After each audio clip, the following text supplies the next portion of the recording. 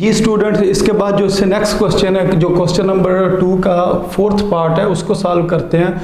उसके अंदर भी सेम आपने यही काम करना है कि HCF मालूम करना है, यानी कि आधे आज़म मालूम करना, लेकिन किस मेथड से? बाय फैक्टराइजेशन मेथड, जिसको उर्दू में कहते हैं तज्ज़ी का तरीका। तो इस क्वेश्चन को अब हम सॉल्व करते हैं। तो इसकी जो इधर टर्म्स दी गई हैं या एक्सप्रेशंस दी गई हैं वो कौन सी हैं? 18 × x³ - 9x² + 8x। और इसी तरह जो सेकंड टर्म है वो कौन सी है? 24 × x² - 3x + 2। अब इनको बारी बारी हम सॉल्व करें। ये जो इस जगह पर टर्म लिखी है इसको हमने इस जगह पर लिख लेना है, फिर इसके हमने फैक्टर बनाने हैं। फैक्टर किस तरीके से बनाने हैं? सबसे पहले हम कॉमन ले लेते हैं। तो इस ब्रैकेट के अंदर अगर हम देखें तो कौन सी चीज़ है जो सब में से कॉमन निकल सकती है? तो इधर भी x है, इधर भी x है, इधर भी x है, इधर x³ है, इधर x² है, इधर x है। तो जो पावर सबसे कम होती है उसको कॉमन लेते हैं। मसलन x की पावर सबसे कम कौन सी है? यानी कि 1 है। अगर इस जगह पर कुछ ना लिखा हो तो इसका क्या मतलब है? इसकी पावर कितनी है? 1 है। तो इसका मतलब हमने x की पावर 1 यानी कि x को कॉमन लेना। तो इस पूरी ब्रैकेट में से हमने x को बाहर निकाल लिया। अब ये जो ब्रैकेट के अंदर हमारे पास रकम बच गई है जो कि x² - 9x + 8 है, इसको अब हम सॉल्व करते हैं।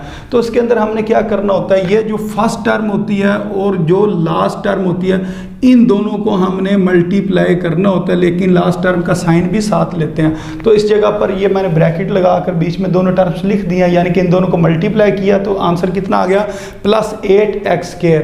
और ये जो दरमियान में लिखा -9x, इसको मैंने इस जगह पर लिख दिया। अब हमने बनाना -9, तो इसके अब कौन कौन से फैक्टर बन सकते हैं? 8 के, यानी कि 1 के टेबल पर 8 आता है और 2 के टेबल पर 8 आता है। इसी तरह 4 के टेबल पर 8 आता है, वो इस तरह हो जाता है 4 2 = 8 और 2 4 = 8। इसी तरह 1 8 = 8 और 8 1 = 8, यानी कि ये 2 फैक्टर बनते हैं।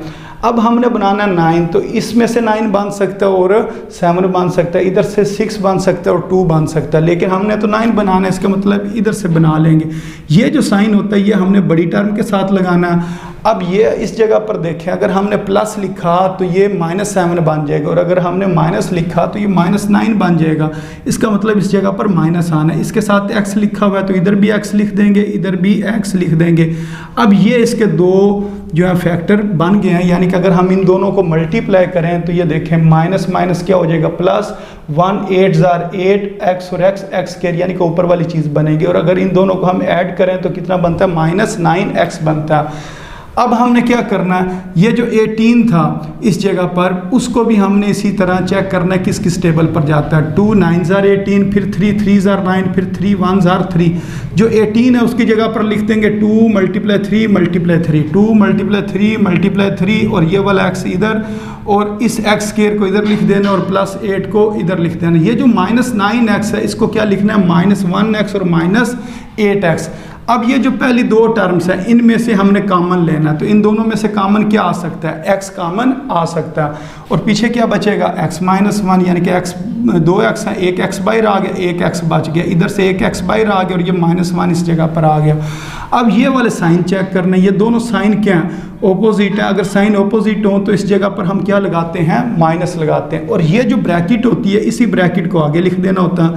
अब इधर मैं x को किस चीज़ से मल्टीप्लाई करूं और जवाब हमारा क्या आए?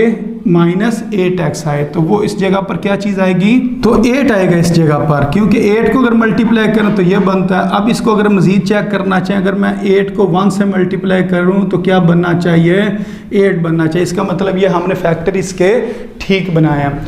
अच्छा, अब ये जो x - 1 और x - 1 दोनों टर्म्स में इसको हम कॉमन ले लेंगे, और ये जो x - 8 है ये इस जगह पर आ जाएगा। जब ये x - 1 बाहर आएगा तो इधर क्या बचेगा? x बचेगा, और इसी तरह x - 1 जब बाहर आएगा तो इस जगह पर क्या आ जाएगा? x - 8।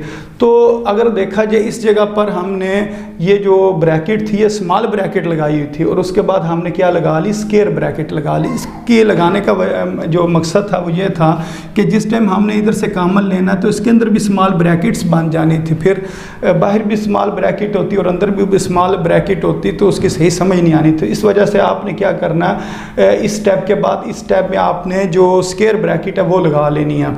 अगर आप दूसरी भी ब्रैकेट लगा लीजिए, स्मॉल ब्रैकेट है, फिर भी आपको क्वेश्चन ठीक होगा। अच्छा, इस तरह ये जो हमारे पास जवाब आ जाएगा इसको हम इक्वेशन नंबर 1 का नाम दे के छोड़ देंगे। अब जो इससे अगली टर्म है 24 into x square minus 3x plus 2, इसको इधर लिखेंगे। 24 के सेम इसी तरह हमने देखना है कि ये कौन कौन से टेबल पर आता है। ये 2 12 24, फिर 2 6 12, फिर 2 3 6, फिर 3 1 3। 24 की जगह पर हमने लिख देना है 2 मल्टीप्लाई 2 मल्टीप्लाई 2 मल्टीप्लाई 3, और ये जो x square minus 3x plus 2 है इसको इधर लिख देंगे। अब इसके अंदर भी सेम वही काम करना है, यानी कि फैक्टर बनाने हैं। एक्स स्क्वायर ले लेना और प्लस 2 ले लेना। इस जगह पर देखें ये दोनों हमने लिख के फिर इनको मल्टीप्लाई किया तो आंसर कितना आ गया, प्लस 2x स्क्वायर आ गया। और ये जो माइनस 3x है इसको मैंने इस जगह पर लिख दिया, 7 एरो बना दिए। इधर से ये जो डिजिट है इसके ऊपर सर्कल लगा कर 2 एरो लगा के आप देखना कि 2 किस टेबल पर आता है, तो वो सिर्फ 1 के टेबल पर आता है, यानी कि 1 2 2 या 2 1 2। अब हमने बनाना कितना है, -3 बनाना है। तो ये जो साइन होता है ये बड़ी टर्म के साथ लगाते हैं। अब इस जगह पर मैं क्या लिखूं तो -3 बनेगा, माइनस लिखना पड़ेगा यानी कि -1। अब इन दो, इसके साथ भी x लिख देंगे, इसके साथ भी x लिख देंगे। अब इन दोनों टर्म्स को अगर हम देखें, इन दोनों को अगर हम मल्टीप्लाई करें तो माइनस माइनस प्लस 1 2 2 और x x स्क्वायर यानी कि प्लस 2x स्क्वायर, और अगर इन दोनों को ऐड करें तो -3x बनता है। तो एक्स स्क्वायर के नीचे एक्स स्क्वायर आ जाएगा, प्लस 2 के नीचे प्लस 2 आ जाएगा। -3x को क्या लिखना है, -1x और -2x लिख देना। अब इन दो टर्म में से कॉमन लेना, जिस तरह इधर कॉमन लिया था। तो इधर क्या आ जाएगा, बाहर x आ जाएगा और अंदर x -1 आ जाएगा। अब ये दोनों साइन देखें, ये दोनों साइन क्या हैं, ओपोजिट है। अगर साइन ओपोजिट हो तो इस जगह पर बाहर क्या लगाते हैं, माइनस लगाते हैं। अब x -1 को आगे लिख लेंगे। अब इस x को मैं किस चीज़ के साथ मल्टीप्लाई करूं तो -2x बनेगा, तो यानी कि 2 से मल्टीप्लाई करें तो इसका मतलब इस जगह पर 2 आना। ये चीज़ सोच के लिखनी होती है। उसके बाद अगर इस 2 को मैं 1 से मल्टीप्लाई करूं तो इसका जवाब कितना आ जाता है, 2 आ जाता है। इसका मतलब ये फैक्टर ठीक है। अब ये x -1 ये कॉमन आ जाएगा और इधर क्या बचेगा x, और जब ये x -1 बाहर कॉमन आएगा तो इधर क्या बचेगा, -2 बच जाएगा।